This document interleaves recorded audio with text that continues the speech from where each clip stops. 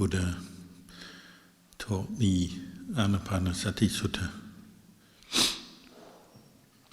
the method for training the mind in mindfulness of breathing.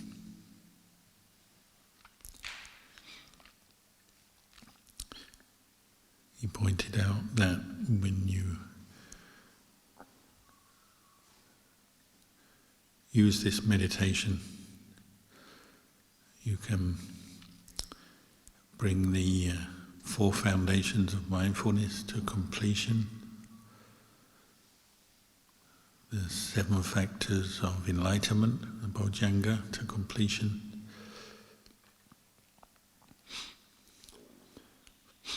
So in short, it's a very complete way of training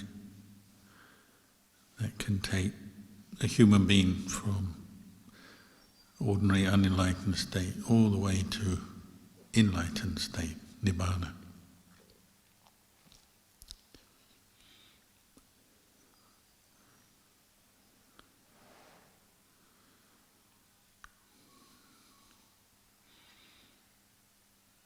So although it's not the only way to meditate, it's certainly a very good one to begin with, and not to discard too quickly just because your mind hasn't settled down. One of the problems with doubt, uncertainty, is it makes us jump around in the mind. So you might try practicing mindfulness of breathing for a while, but you're not very peaceful yet. Lots of thoughts, so then you decide the meditation object is wrong. Move on to something else before you've even got very far with it.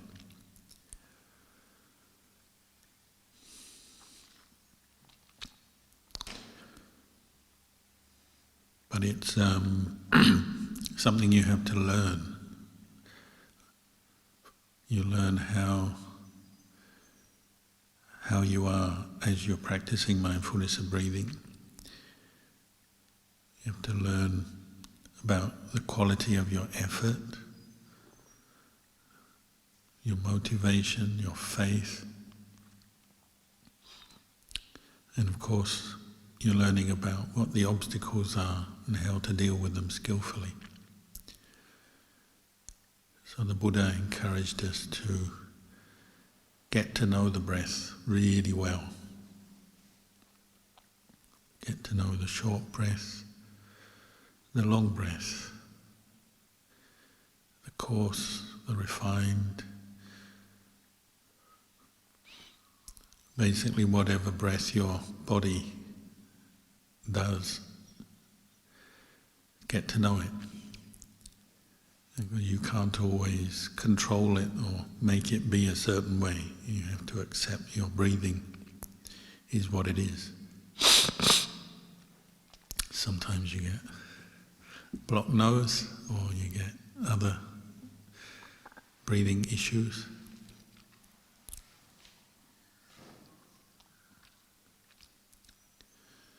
But his instruction was to sit up straight if you're sitting, and put effort forth to know the breath. And sometimes this can lead to conflict in your mind because you want to know the breath, be with the breath, but willpower or the desire to know the breath takes over to the point where trying too hard, and you end up giving yourself a headache, or clenching your fist, clenching your teeth, and after a while you can't sustain that effort very well because you're trying too hard, pushing too hard. The wrong kind of desire, what we call craving, so craving for results. want to be able to be mindful of your breath, you want samadhi, you want enlightenment, but the desire itself can be an obstacle. But you still need desire. You need the wish to make an effort to be mindful of the breath, but to separate out this obsession with what you're going to get from it, and the desire for results, and having a special experience, or knowing something, or getting rid of something you don't want in your mind. Your aim is simply to know the breath, because that in itself will help you along the path. You have to trust in that, knowing each breath in, each breath out, but without getting too caught up in your goals and other things that you want from this practice. Part of this is developing the quality of equanimity, which comes with mindfulness. Just knowing, but without forming an opinion, liking your breath, not liking it, liking what's coming up in your mind, the feelings, the thoughts, not liking them. Just knowing, keeping an even mind. And getting your effort right will also support this. So not pushing so much that you bring pain to your body or mental pain, discomfort, but not being so relaxed that you fall asleep or literally your body keels over. I've seen that before, people sitting with so little effort that they end up just completely falling over. It's understandable sometimes. We lose our mindfulness and then we lose our effort, but it's not what you're aiming for. That in itself is learning to get the right effort so that you're not creating more stress and suffering out of the practice of mindfulness of breathing. But you are still doing it. You're still putting your mind towards the breath.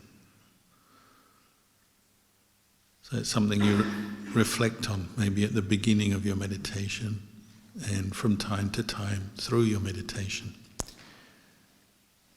You ask yourself, what kind of effort am I making, and what are the results of my effort?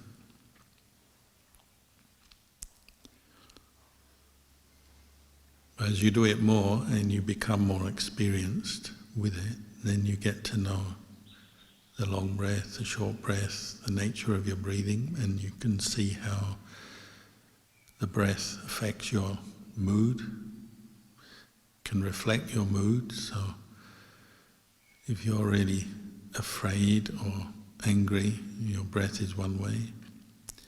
So if you turn to watch your breath at those times, already you can quickly remove some of the worst aspects of fear or anger, perhaps anxiety as well. Because the breath is very calming. When you turn to know the breath, you'll see it helps you to relax mentally and in the body as well. But the breath can also be energizing. So if you are feeling more the opposite, you're very lazy or very kind of apathetic or dull, putting effort into knowing the breath can wake you up. At first you may not realize that because the breath is so subtle, it doesn't immediately lend itself to the thought, oh, this is going to wake me up by following the breath, because we're so used to falling asleep with the breathing. But actually when you really get to know the in-breath and the out-breath, it brightens the mind. And it's because other qualities that stimulate the mind in a good way come up together with knowing the breath, with mindfulness.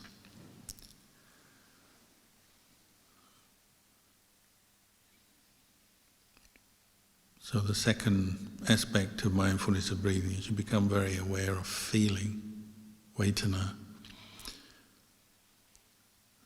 At first that's an obstacle because you're often aware of unpleasant feeling, say like pain, discomfort in your body. You notice as you become aware of the breath, you may notice your nose is blocked or it itches, or there's something to do with the breathing mechanism itself that's uncomfortable.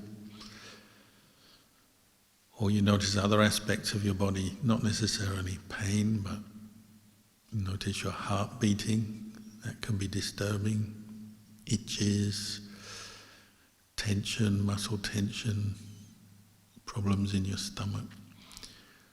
A lot of it is just very minor sort of sensations, but you're now becoming aware of them because you're putting attention on the breath, on the body, and they distract us and disturb us. So that's another thing you have to get used to. Sometimes you just have to be very patient and keep putting attention on the breath. And you kind of work through these different physical sensations that you've now become aware of. You also realize how much of life you're living in distraction, your mental states that take you away from the body, or going out to the world, looking at things, talking, interacting with the world, and that helps you to forget your body. But when you're meditating on the breath, you become very aware of your body.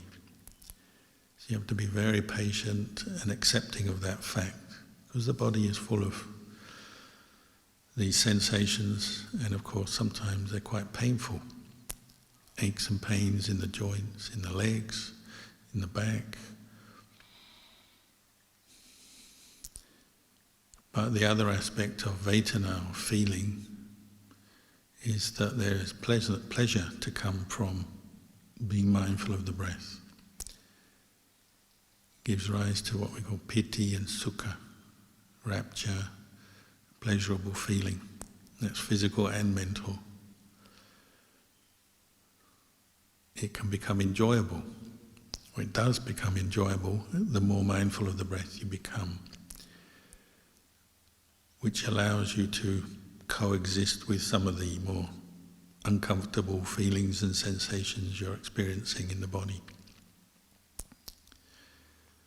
And the same with the mind. As your mind settles down, you experience some inner peace, joy, rapture. Then even as more negative mind states come up, you can cope with them better.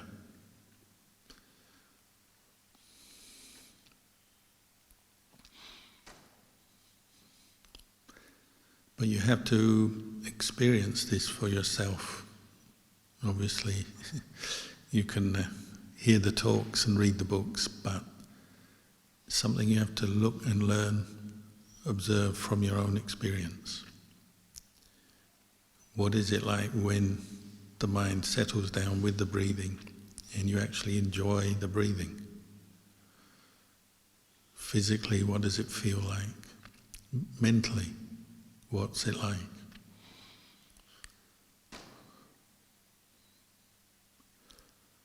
That's why a retreat is such a good opportunity for you to really get into this.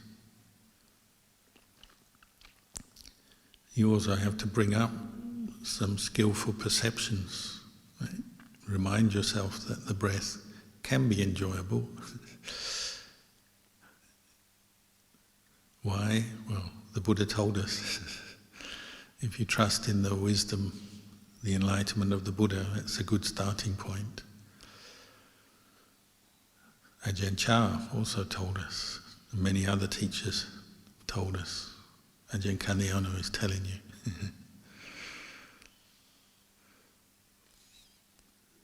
So you trust in the Dummer that you've heard, but then you have to put it to the test through your effort. Practicing mindfulness, sitting, walking, bringing your attention inwards and being very patient with the obstacles. But sometimes you can just bring up the perception. And perception means the label you put on experience, how you remember things, how you label, describe things to yourself. So bringing up the perception that the breath is peaceful, relaxing, enjoyable, already is putting you in the right frame of mind to contemplate the breath and be with the breath.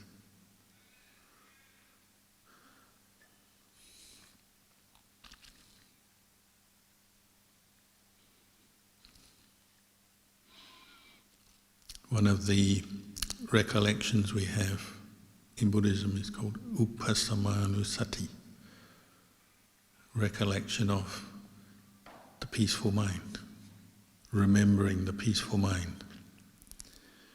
Sometimes that can help you get into samadhi just by remembering one aspect of the peaceful mind that you've experienced before. If you're here on a meditation retreat, probably means you've already had some peace, some insight, some understanding from before, and you want to explore that more, deepen that, experience it again. So as you meditate, sometimes you just bring up the perception of peace. Upasamanussati, you recollect what a peaceful mind feels like, what it is like in the body, what it's like in the mind, what's going on when you're peaceful. You're letting go of what's not peaceful, for one thing. So when you're peaceful, anger has gone away, greed and desire has gone away, boredom, restlessness has gone away, fear, anxiety has gone away. So what's left is just the mind that knows and is experiencing some peace.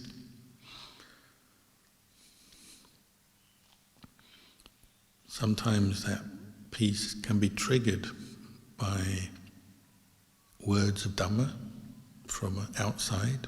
You hear a Dummer talk. Sometimes it comes from your own internal reflection. Maybe as simple as just bringing up the thought and be peaceful. And it works sometimes. You remind yourself to be at peace. And then you turn to the breath with that thought in mind, and you become peaceful.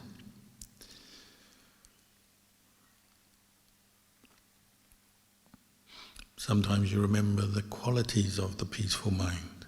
So how you felt, you may, if you have a good memory of what it felt like before when you were peaceful, you bring that up. Peaceful in the body, peaceful in the mind, and that can work.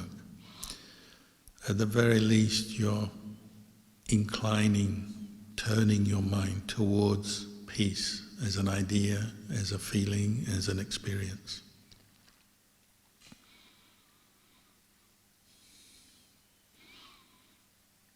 If it's stimulated by something external, then it can be like listening to a Dummer talk.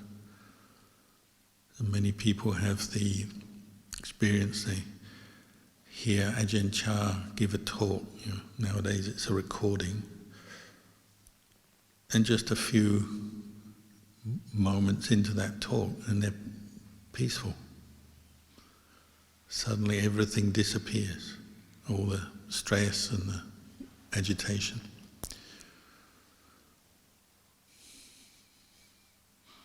Some people, maybe it's hearing the words of the Buddha through reading suttas or chanting, can have the same effect.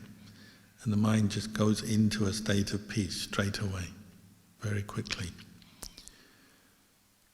Almost certainly that's a sign you've had peace before, so the mind is repeating something it's done before. And a lot of practice is repeating things you've done before and getting better at it, and learning how to do it well.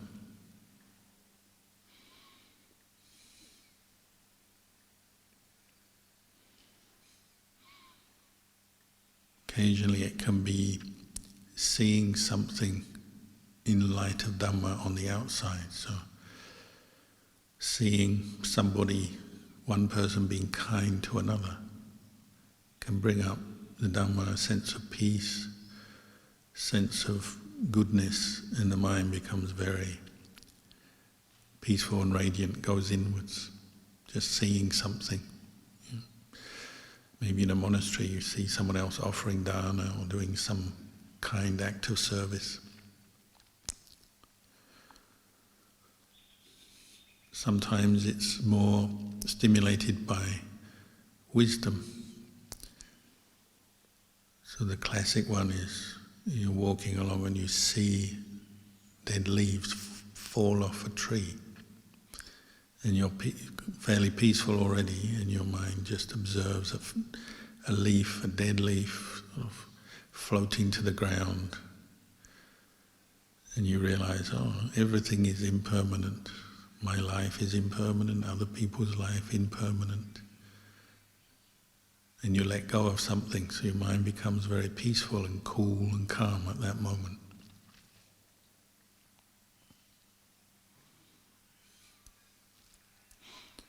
That might be like jumping to the last stage of the practice of mindfulness of breathing, contemplating the Dhamma, where in conjunction with the breath one contemplates impermanence, relinquishment, letting go.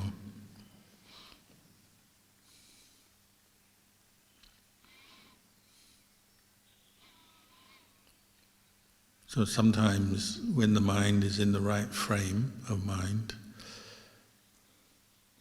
external things can become Dhamma, and you bring them into your heart, your mind, and the mind calms down.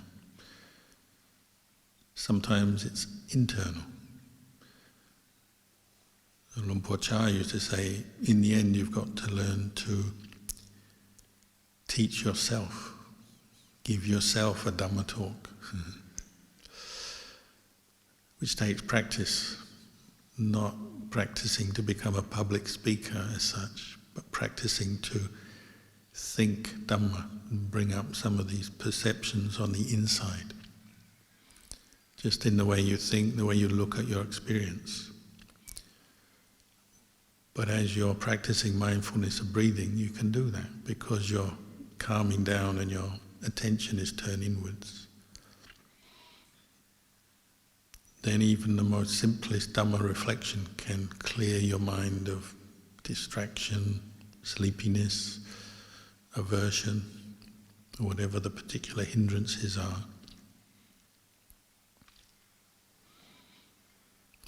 You'll notice when you're more with the breath and you're bringing up the recollection of peace, awareness, mindfulness,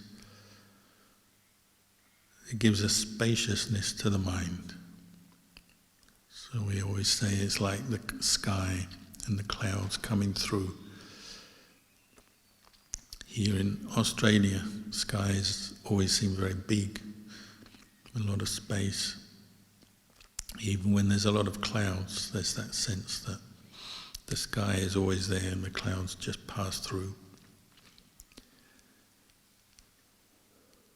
And your mind is like that. That's the mind of awareness.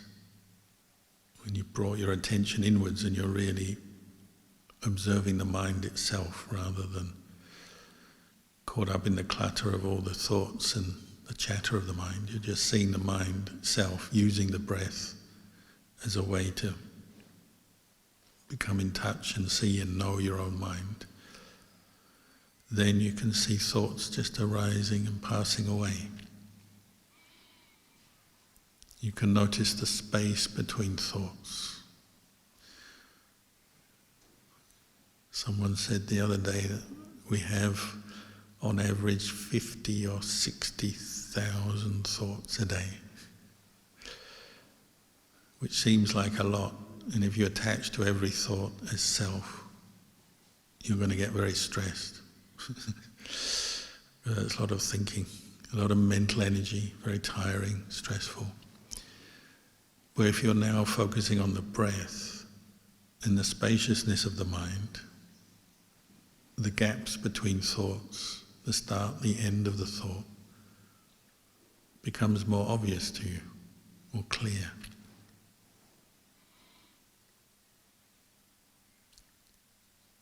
This is another way to become peaceful.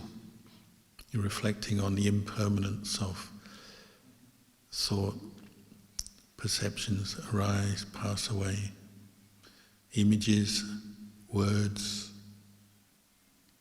and emotions with feelings. If you keep staying with the breath, you cannot help but see or know the impermanent nature of all these things coming up and going away. But you have to stay with the breath. And this will reveal the impermanence of your mental activity.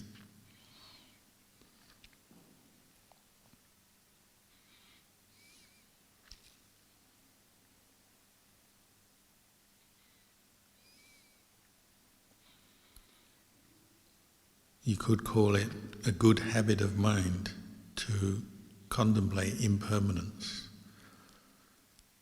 meaning at the start of every new thought or idea you have, just pause for a moment and know that this will pass too, this will end. And we all know this intellectually. Everyone knows that everything is impermanent, your mind changes, feelings change, everything in this world is changing. We know that, but we don't yet know it with our heart. And that's why we still suffer because of change.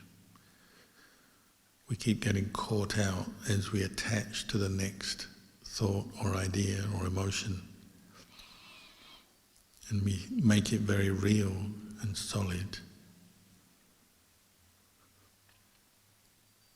But if at the beginning of each new thought, you already bring up the perception of impermanence, it's as if you're ready for the end of that thought. It changes it a bit, doesn't it? It doesn't have so much power over your mind, so much importance. Doesn't mean to say you can't use the thinking process to understand things and know things, but you're not so enslaved to each thought because you know it will end. As you practice mindfulness of breathing, it becomes very straightforward to do this because every breath is going in and out, starting and finishing. So it's only a small step to then notice the starting and finishing of thoughts, feelings, emotions.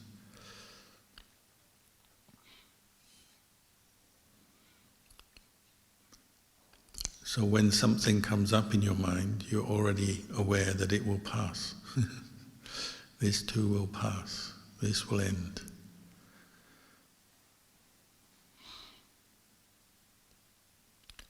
One perception people find becomes clearer as they're doing this is that it seems to make things end quickly because you're already expecting the end of the next train of thought, the next idea.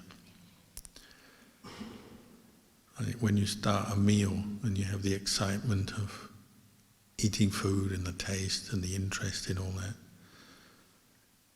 you already are aware this is going to pass quite quick. The meal doesn't last more than 15 or 20 minutes.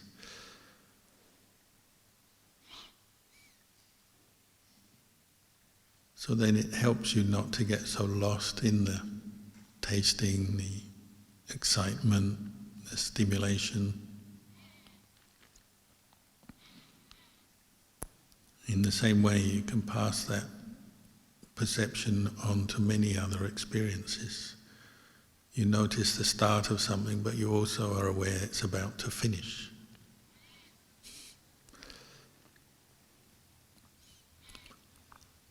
And people always say, oh, this kind of perception of impermanence is kind of depressing, because you know nothing lasts. But there's still the awareness of impermanence there. In Buddhism we call this wisdom, insight. That actually makes the mind very stable. And you might call it a subtle kind of happiness, because you know the nature of conditions, of physical and mental conditions. It's a state of non-delusion, and that's good for us. It's not depressing. It's actually very a reliable state of mind. You might call it a refuge in knowing and understanding the way things are.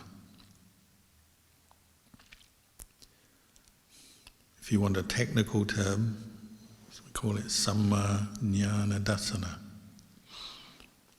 Clear knowledge and vision of the way things are. And it's peaceful. The deepest kind of peace.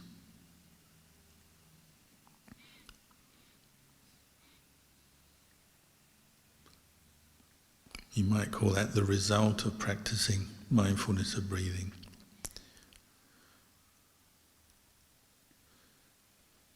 The breath itself is just breath, goes in, goes out. But if it can give you this kind of knowledge, and this is liberating knowledge that frees you from all your attachments and wrong views and misunderstandings of the way things are, then the breath is like your best friend.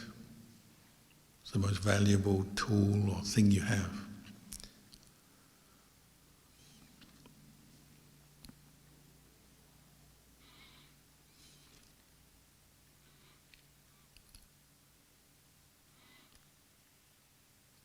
So the Buddha encouraged us to use the breath as like a vehicle going on a journey.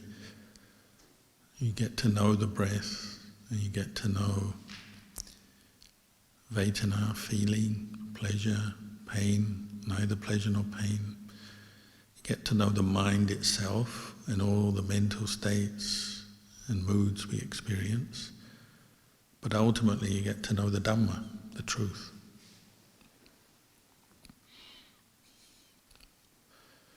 As you go along this journey of practice, then both body and mind are adjusting to the truth. So you get this much deeper inner kind of peace, happiness than, say, what the world can give us through our senses and the sensual pleasures of the world, which we spend so much time seeking out, enjoying. And the pleasure of Dummer is much deeper, more profound. It helps you to cope with all the challenges of life and, of course, death itself.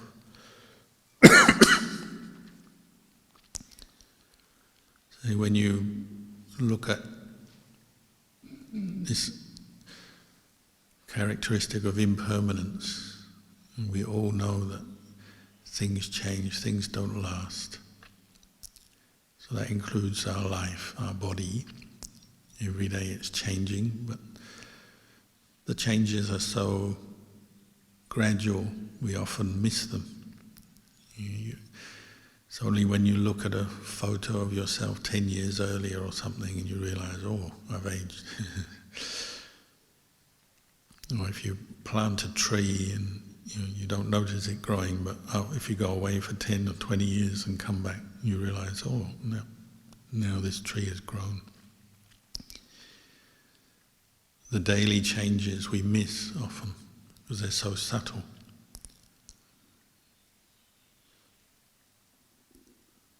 So we chant every morning, we say, oh, I am of the nature to age, to sicken, to die. I've not gone beyond aging, sickness and death. And it's a very good preparation for these experiences we have to face. But of course, this is only making small inroads into our heart. Intellectually we understand everything is impermanent. But maybe the heart itself, with its deeply invested emotions and attachments, doesn't yet get it. That's why we need to practice meditation regularly, to stabilize the mind, the emotions, and allow some of these deeper kinds of wisdom and insight to go in.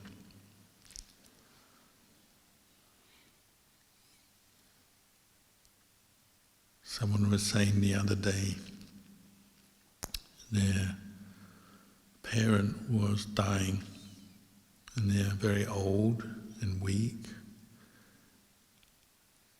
and they knew they were dying from their illness, and so they had a long time to prepare, many months,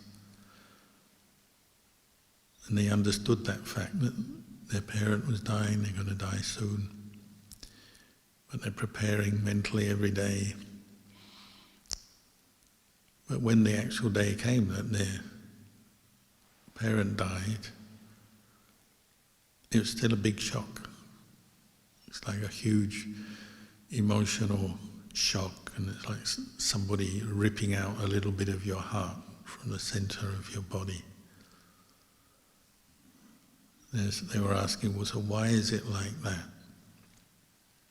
If for months and months you've been preparing for the death of this loved one, you know they'll die, you know they'll separate, why does it still feel like that? It's because the mind knows on the intellectual level the truth of impermanence, but on the emotional and deeper level of attachment in the mind itself, kind of combination of body, feelings, perceptions, memories, thoughts, doesn't yet know. There's a lot, there's still covered over, attachment covers over the mind, so the mind inside doesn't yet see the truth. We tend to work on a more superficial level of truth all the time, so we have the idea of being a person with a name and all our preferences and personality traits, and the same with other people. But as you keep meditating regularly, you start to go in more deeply, and you're separating these things out. And this is why, say, the arahant doesn't get caught into grief at the loss of a loved one. They know it's a sad thing, but they also know it has to be. And when the Buddha passed, the arahants didn't cry. They didn't want him to die, but they know it has to be, because no human being lasts forever. And they knew on the level of the heart, no longer creating suffering out of that experience, because on every level, body, feelings, mind, and then mind objects, Dummers, they're penetrating the truth of impermanence and not self.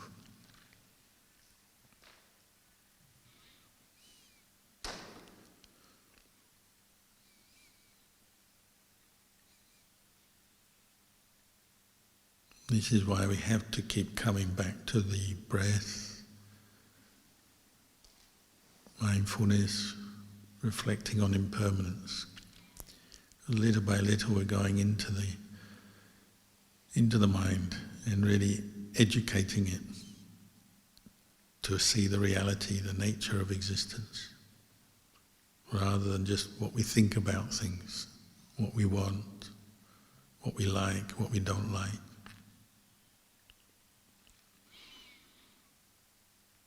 So the hardest quality to develop through this meditation is equanimity. There's always something that will stir us up, make us sad or angry, make us excited, something we love, want.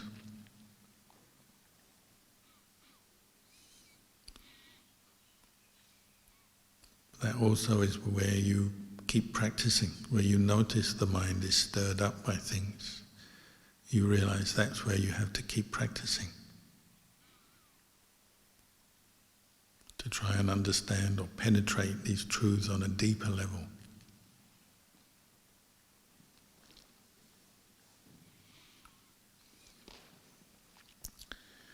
So we have a bit of time left. I'll finish the talk there this morning and we can carry on meditating.